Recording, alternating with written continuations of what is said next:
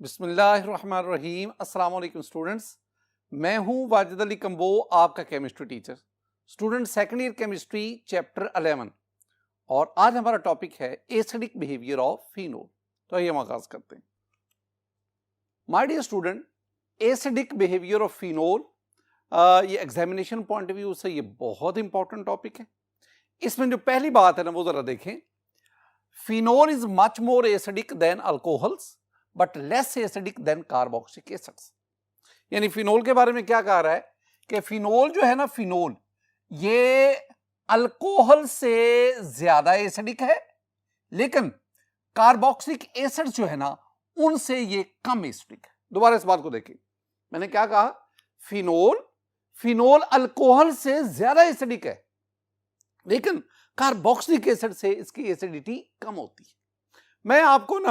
मैं आपको पीके वैल्यू से अपनी ये बात समझाना चाह रहा हूं। माय डियर स्टूडेंट, याद रखना कि acidic strength is inversely proportional to pKa. यानी अगर जिन एसिड की पीके वैल्यू कम होगी उनकी एसिडिक स्ट्रेंथ ज्यादा होगी, वो स्ट्रॉन्गर एसिड होंगे, और जैसे जैसे पीके वैल्यू बढ़ती जाएगी उन एसिड्स की एसिडिटी कम होती जाती, एसिडिक स्ट्रेंथ कम होती जाएगी। मसलन मेरे पास ये एक टेबल है, इस टेबल में आप देख सकते हैं हमने मिनरल एसिड्स लिए, हमने कार्बोक्सिलिक एसिड लिए, हमने अल्कोहल को लिया, वाटर लिया, फिनोल्स लिए। अब जरा इसमें अगर आप देखेंगे तो हमारे पास ये जो मिनरल एसिड्स है, आई मीन HCl है, H2SO4 है, HNO3 है, अगर आप इनकी पीके वैल्यू देखें ना बहुत कम है, नेगेटिव में है, नेगेटिव पीके वैल्यू बहुत कम है। इसका मतलब है these mineral acids are very very strong acids. लेकिन इसके बाद अगर आप देखेंगे तो आपके पास कार्बोक्सिलिक एसिड जिसमें एसिटिक एसिड है, इसकी पीके वैल्यू उनसे बहुत ज्यादा है।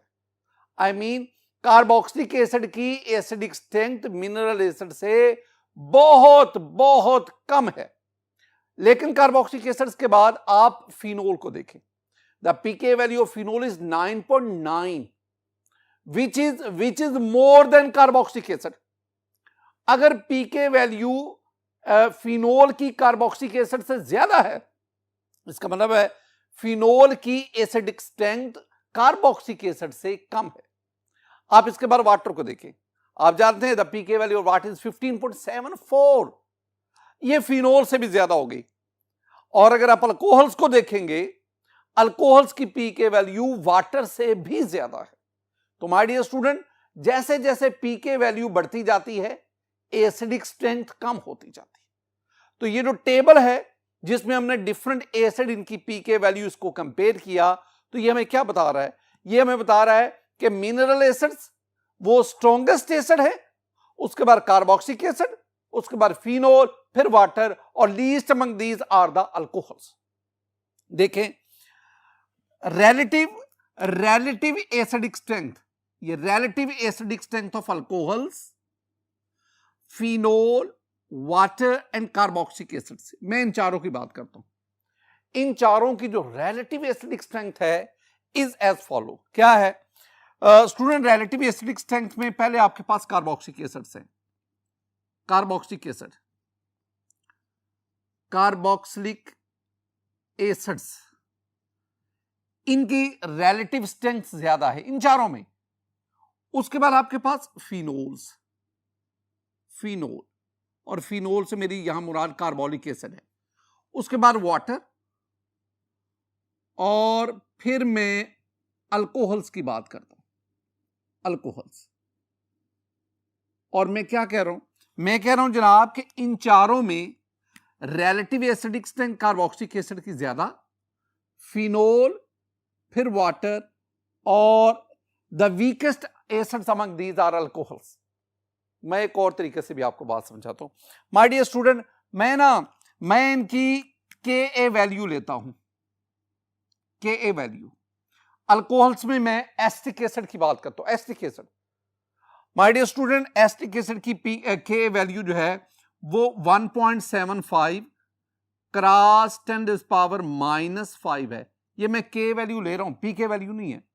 स्टूडेंट इसी तरह अगर आप फिनोल की के वैल्यू लें, के दैट इज 1.3 क्रॉस 10⁻⁻10 है, ये वैल्यू ज्यादा है, ये वैल्यू कम है। अगर आप वाटर की बात करें, वाटर की जो के वैल्यू है दैट इज 1.8 क्रॉस 10⁻⁻16, और अगर आप अल्कोहल्स की बात करें, उनकी के वैल्यू 10⁻⁻16 से 10⁻⁻18 के दरमियान है। मैं बातों को मिक्स नहीं करना स्टूडेंट्स।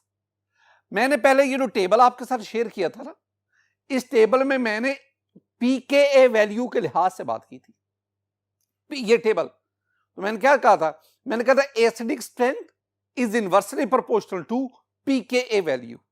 लेकिन अगर मैं के वैल्यू की बात करूं तो acidic strength is directly proportional to K value, यानी जितनी के वैल्यू ज्यादा होगी उतना वो स्ट्रॉन्ग एसिड होगा, और जितनी के वैल्यू कम होगी उतना वो वीक एसिड होगा। ये पीके और के वैल्यू इनमें डिफरेंशिएट रखना है।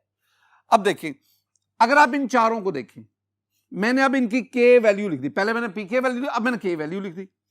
कार्बोक्सिलिक एसिड जिसमें मैंने एसिटिक एसिड लिया, इसकी के वैल्यू सबसे ज्यादा, ये ज्यादा वैल्यू है, ये उससे छोटी वैल्यू, ये उससे छोटी वैल्यू, और ये सबसे कम। तो जब के वैल्यू कम होती जाती है, इनकी रिलेटिव एसिडिक स्ट्रेंथ भी कम होती जाती है। तो इन चारों में स्ट्रॉन्गेस्ट एसिड कौन से? Carboxylic acid.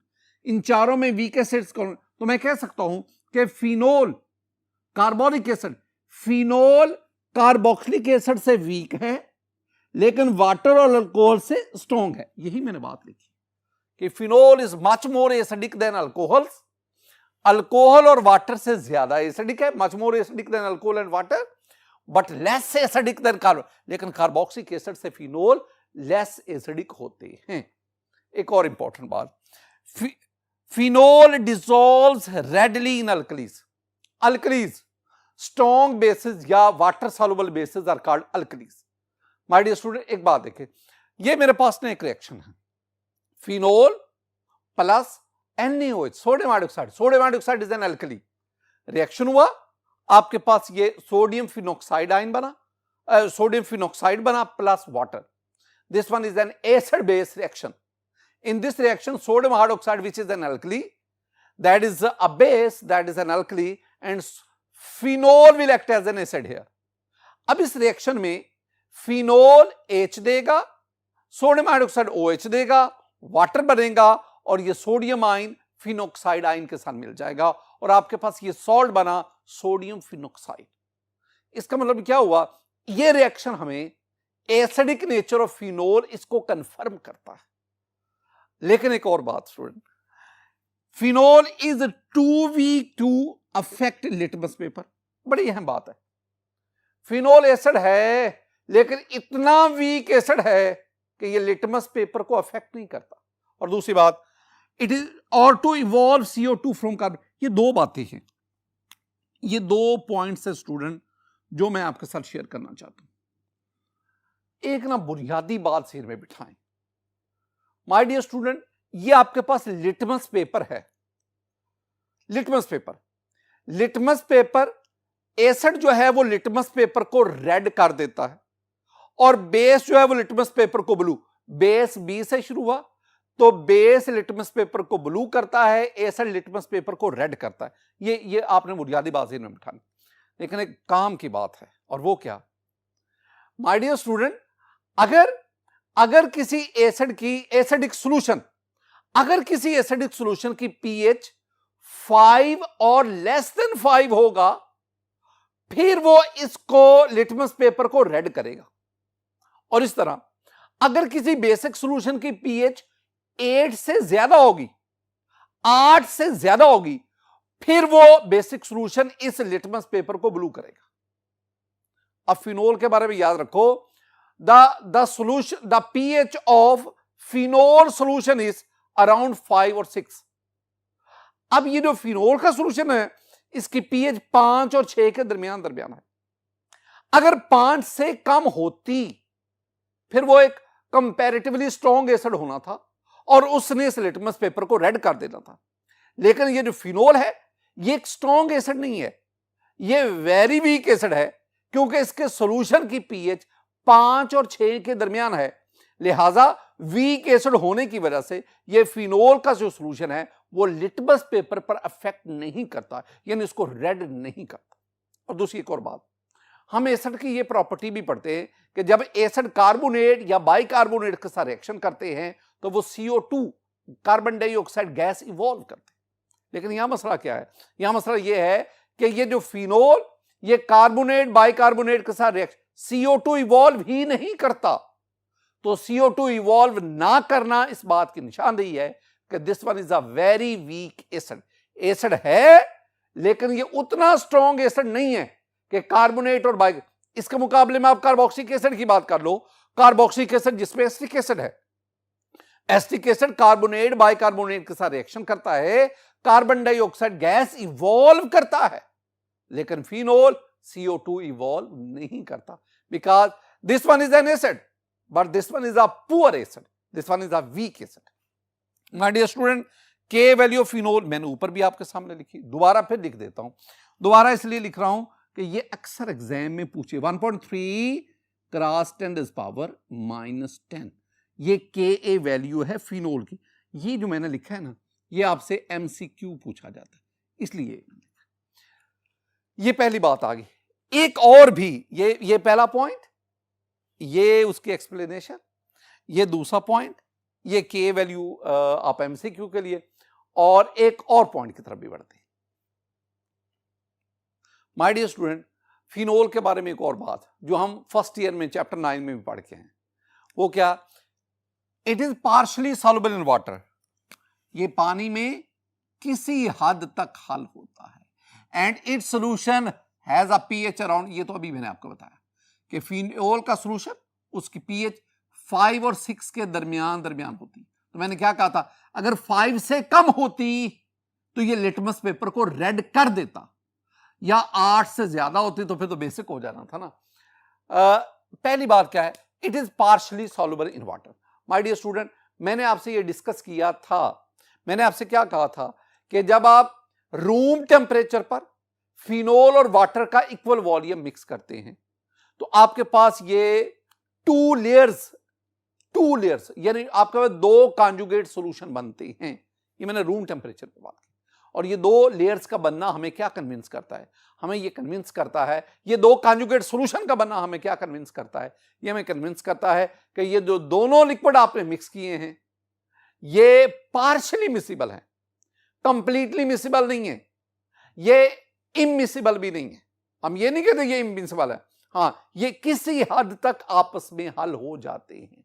और फिर हमने ये भी पढ़ा था कि अगर हम इसको हीट करते जाएं, अब ये दोनों कॉन्जुगेट सॉल्यूशन आपस में मिक्स होते हैं और एक टेम्परेचर आएगा जिसे हमने अपर कॉन्सोलेट टेम्परेचर कहा था। इस टेम्परेचर पे जाकर ये दोनों लिक्विड यानी फिनोल और वाटर मुकम्मल तौर पर मिक्स हो जाते हैं। लेकिन मैंने किसकी बात की है? मैंने रूम टेम्परेचर की बात की है। तो रूम टेम्परेचर पर phenol is partially miscible in water, ये पानी में किसी हद तक जुजवी तौर पर हल होता है। माय डियर स्टूडेंट, एक और चीज, why phenol is acidic in nature? Phenol क्यों एसिडिक है? गो के इसकी एसिडिटी बहुत कम है, लेकिन एसिडिक तो है।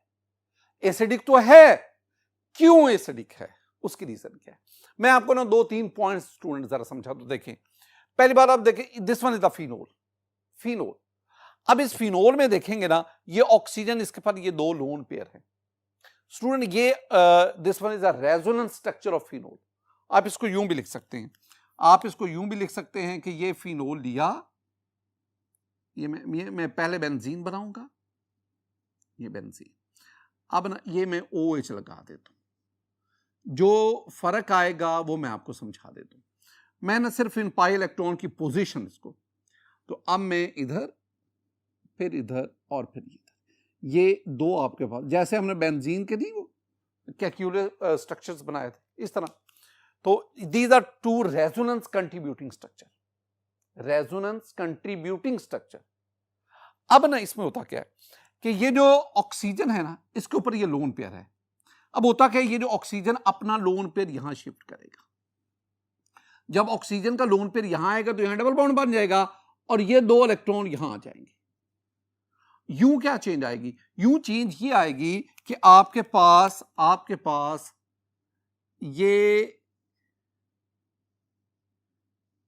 इस तरह आप इसको मैनेज करेंगे, जहां जहां चेंज आई, अब ये डबल बॉन्ड हो गया, पहले ये सिंगल बॉन्ड था, अब ये डबल बॉन्ड, ऑक्सीजन। अब एक और चीज, ऑक्सीजन पे पॉजिटिव चार्ज आ गया। क्यों? इसलिए क्योंकि ऑक्सीजन ने अपना ये लोन पेयर यहां इन्वेस्ट कर दिया। अब एक इलेक्ट्रॉन तो ऑक्सीजन के पास रहेगा, दूसरा इलेक्ट्रॉन कार्बन की तरफ, जिसकी वजह से ऑक्सीजन पे नेगेटिव चार्ज।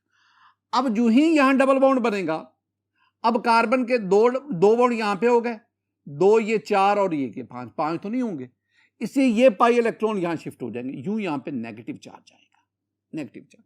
बाकी को मत छेड़े। अब ये ऑक्सीजन पे पॉजिटिव और इस कार्बन पे नेगेटिव। अब इसी तरह, बिल्कुल इसी तरह आपने काम क्या करना है?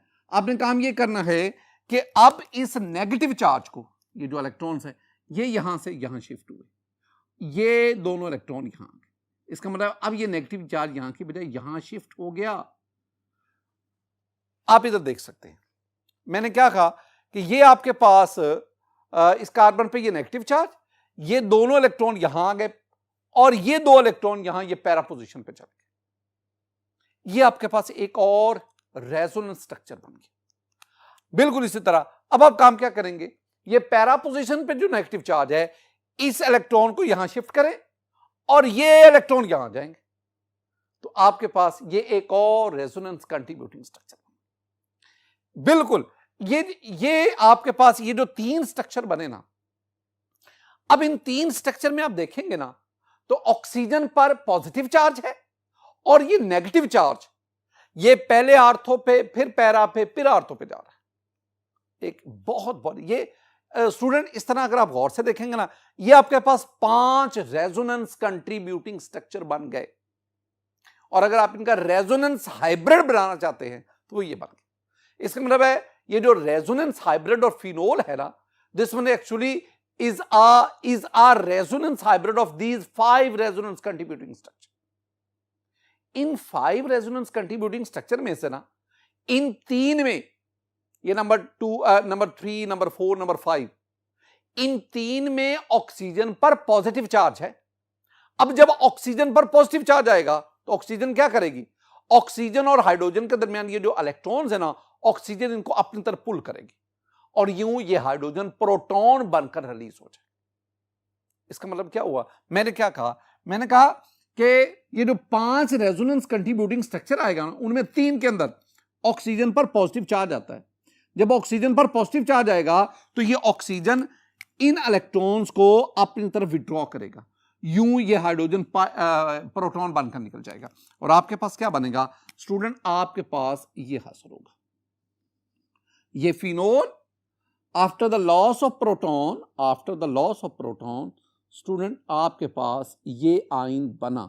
मैं इसको यूं ही लिख देता हूं, ये ऑक्सीजन अब इस पे नेगेटिव आ गया।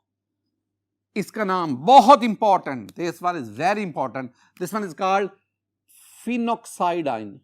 फिनॉक्साइड आयन ये क्या था? ये था फिनोल। फिनोल से क्या बना? Phenoxide ion. Very simple. और साथ आपके पास क्या बना? साथ आपके पास प्रोटॉन रिलीज हुआ। वो स्पीशी जो प्रोटॉन रिलीज करती है that is called an acid. तो ये एसिड हुआ। मैंने आपको एक तरतीब समझाई है, मैंने आपको फिनोल के 5 रेजोनेंस कंट्रीब्यूटिंग स्ट्रक्चर बताए और फिर मैंने कहा कि उन 5 में से 3 में ऑक्सीजन पर पॉजिटिव चार्ज है और ऑक्सीजन पर पॉजिटिव चार्ज की वजह से ऑक्सीजन इस इलेक्ट्रॉन पर अपनी तरफ विड्रॉ करता है और जिसकी वजह से ये हाइड्रोजन प्रोटॉन बनकर रिलीज हुआ और यूं आपके पास फिनॉक्साइड आयन बना। अब अगली बात बहुत इंपॉर्टेंट, और वो क्या? ये जो फिनॉक्साइड आयन बना है, इसकी नेचर, इसकी स्टेबिलिटी फिनोल की एसिडिक स्ट्रेंथ को एक्सप्लेन करती है। स्टूडेंट, जितना फिनॉक्साइड आयन ज्यादा स्टेबल होगा उतने इसके बनने के चांसेस ज्यादा है, और जितने इसके बनने के चांसेस ज्यादा होंगे इट मींस ये रिएक्शन फॉरवर्ड जाएगा और फॉरवर्ड जाने का मतलब क्या है, जितना ये रिएक्शन फॉरवर्ड जाएगा उतना फिनोल प्रोटॉन डोनेट करेगा। और acidic strength that depends upon the extent to give the proton, extent to release the proton.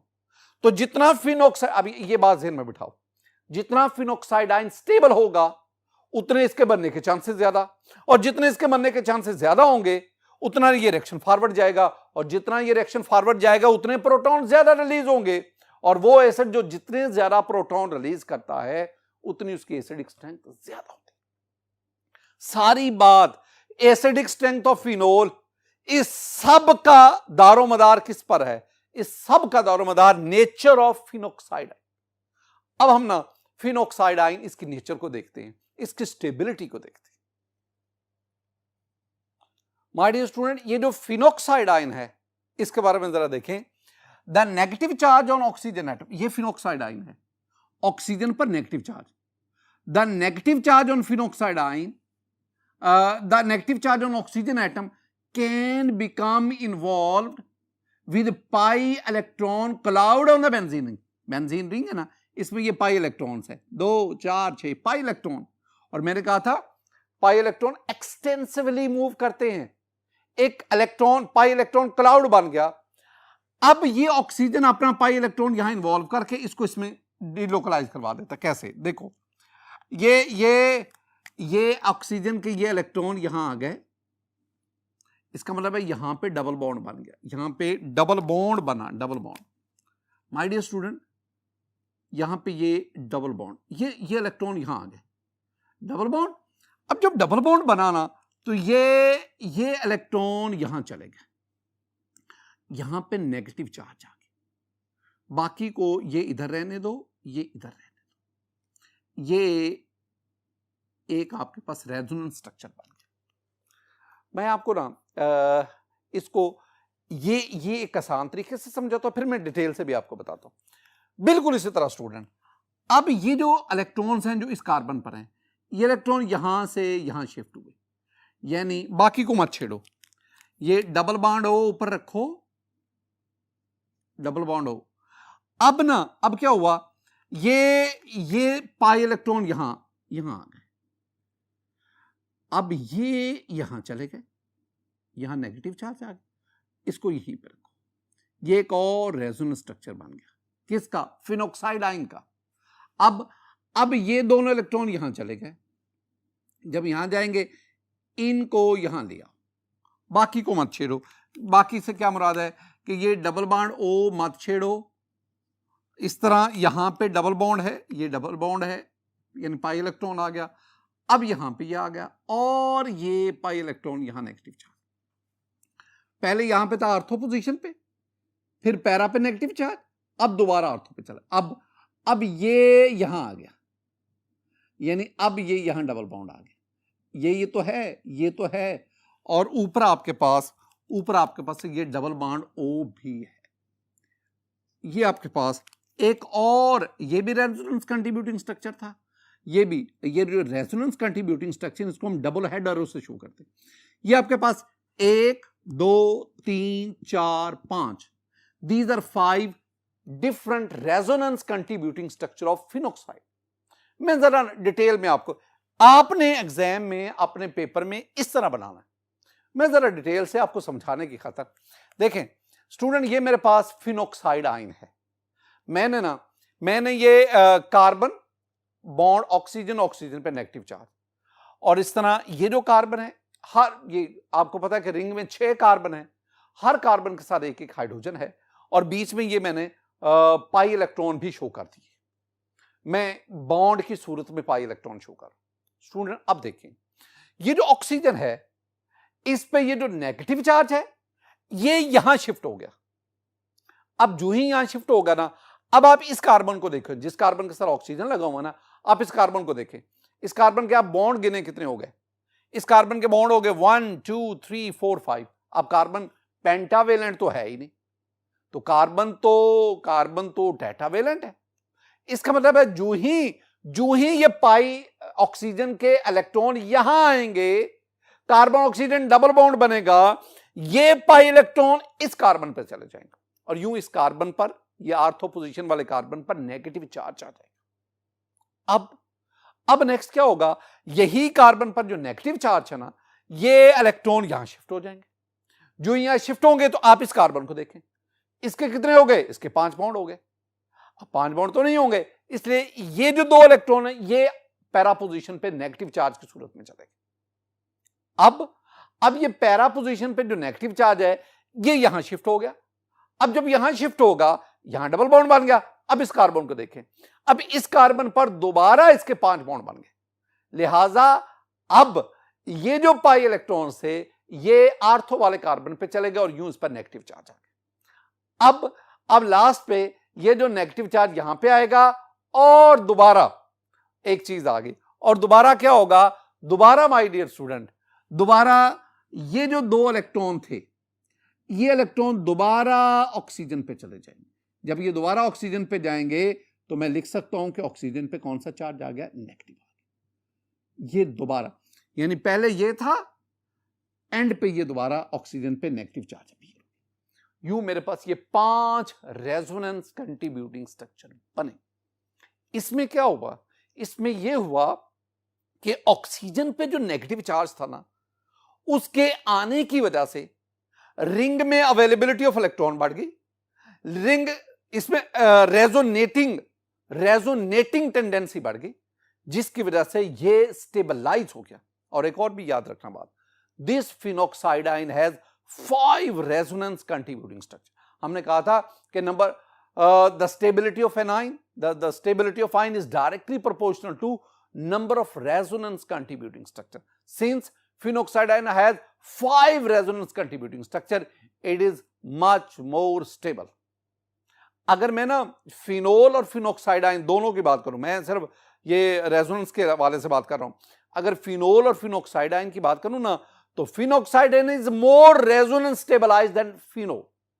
ये फिनोल की निस्बत ज्यादा रेजोनेंस स्टेबलाइज होता है, ये बात आपने याद रखना।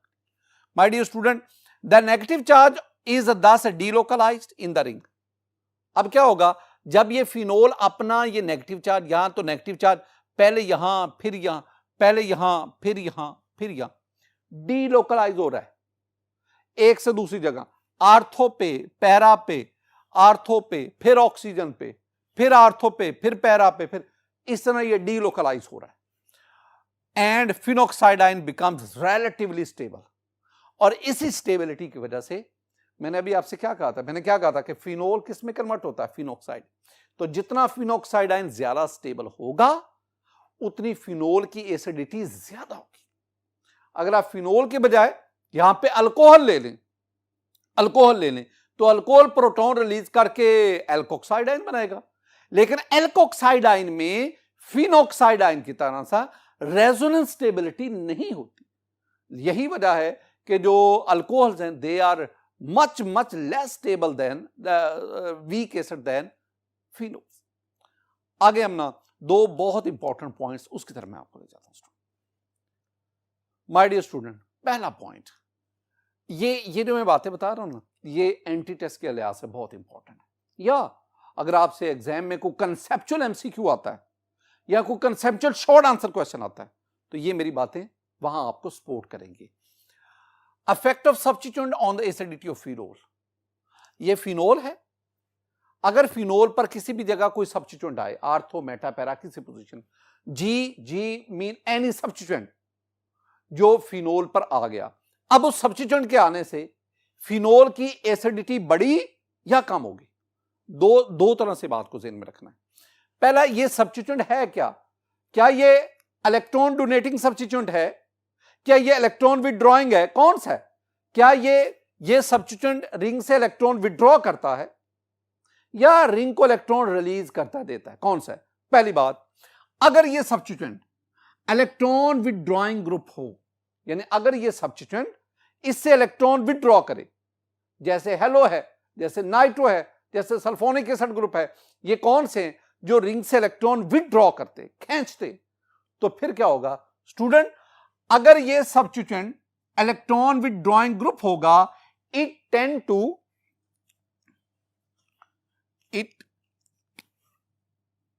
tends to tends to disperse negative charge on phenoxide ion. तो ये क्या करेगा, ये फिनॉक्साइड आयन पर नेगेटिव चार्ज डिस्पर्स करेगा। जब ये डिस्पर्स करेगा तो फिर क्या होगा, it stabilise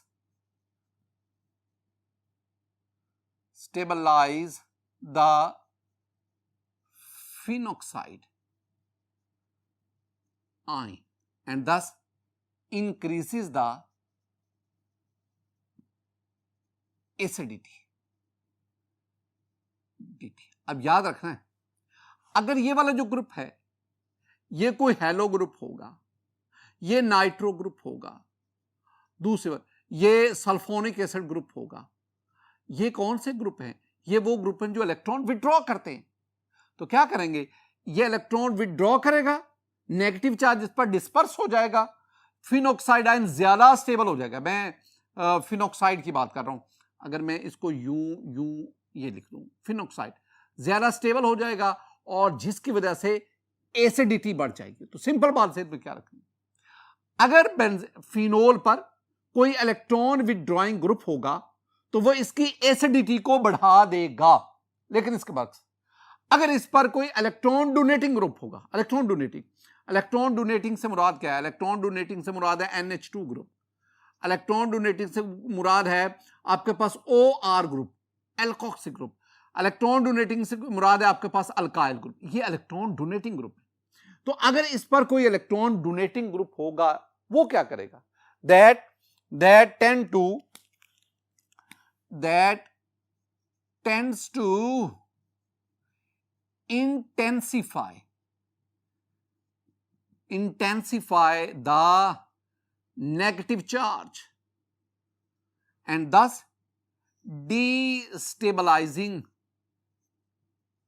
destabilizes the phenoxide है, और इसी तरह that decreases the acidity। ये बातें आपने ज़हन में बिठानी, मैंने बिल्कुल इसके ना ये उल्ट ही लिख दिया। मैं आपको ना एक ट्रेंड बताता हूं माय डियर स्टूडेंट, ये मेरे पास ना पहले आपके पास आर्थोक्लोरोफिनोल है, इसकी एसिडिटी सबसे ज्यादा, पैराक्लोरोफिनोल है, उसके बाद ये आपके पास फिनोल है, और फिर आपके पास ये मिथॉक्सीफिनोल है। इसका मतलब क्या हुआ, इसका मतलब है कि अगर ये जो ये क्लोरो ग्रुप है ये इलेक्ट्रॉन विड्रॉइंग है, अगर ये मौजूद होगा तो एसिडिटी ज्यादा फिनोल से, और अगर मिथॉक्सी ग्रुप होगा दैट इज इलेक्ट्रॉन डोनेटिंग तो उसकी एसिडिटी क्या होगी, कम। एक और भी चीज है, और वो क्या, ये जो आर्थो पोजीशन है ना, आर्थो, अगर कोई ग्रुप आर्थो पोजीशन पे होगा तो वो मोर एसिडिक इसको कर देगा, और अगर कोई पैरा पे होगा तो वो फिर लेस एसिडिक, और मेटा पे तो उससे भी कम होगा। तो एक पोजीशन को भी ज़हन में रखनी है और एक नेचर ऑफ सब्स्टिट्यूएंट उसको भी ज़हन में रखना है। एक और चीज, why phenol is more acidic than ethanol. बहुत इंपॉर्टेंट बात कि ये जो फिनोल है, फिनोल ये एथेनॉल से ज्यादा एसिडिक है, बहुत ज्यादा एसिडिक है। मैं आपको दोबारा बताता चलूं कि जो फिनोल है ना, इसकी pKa वैल्यू 9.9 है, और ये जो एथेनॉल है इसकी pKa वैल्यू ये 16 के करीब है। इसका मतलब है फिनोल की pKa वैल्यू इससे ज्यादा है, ये बहुत ज्यादा है। इसका मतलब है एथेनॉल की जो pKa वैल्यू है वो फिनोल से ज्यादा है, बहुत ज्यादा है, बहुत ज्यादा है। इसका मतलब है एथेनॉल अगर pKa वैल्यू ज्यादा है तो वो वीक है। Ethanol is much weaker acid than phenol, बहुत वीक है। वजह दो चीजें, एक ये देखें, ये आपके पास फिनोल है, अभी मैंने बात की है, जब फिनोल जो है ये प्रोटॉन रिलीज करेगा, आपके पास ये फिनॉक्साइड आयन बनेगा। This one is the phenoxide ion, this one is phenoxide ion. और मैंने कहा कि आप इसकी स्टेबिलिटी वो बताती कि एसिडिक, अगर आप अल्कोहल लें एथेनॉल C2H5OH, जब ये प्रोटॉन रिलीज करेगा तो आपके पास एथ ऑक्साइड आयन बनेगा, O negative plus H positive, इधर भी ना प्लस आप H पॉजिटिव ले लें, ये आपके पास क्या बना, दिस वन इज एथ ऑक्साइड आयन। अब ये जो दो बने हैं ना चीजें, ये जो फिनॉक्साइड आयन है, एथॉक्साइड आयन है, आप इन दोनों की स्टेबिलिटी को कंपेयर कर लो, स्टेबिलिटी, इसकी स्टेबिलिटी को कंपेयर कर लो। जो दोनों में ज्यादा स्टेबल होगा वो उसके बनने के चांसेस ज्यादा है, और जो ज्यादा बनेगा इट मींस उतने वो ज्यादा प्रोटॉन भी रिलीज होगे ना, तो जो जितने ज्यादा प्रोटॉन डोनेट करेगा उतनी उसके एसिडिक स्ट्रेंथ ज्यादा।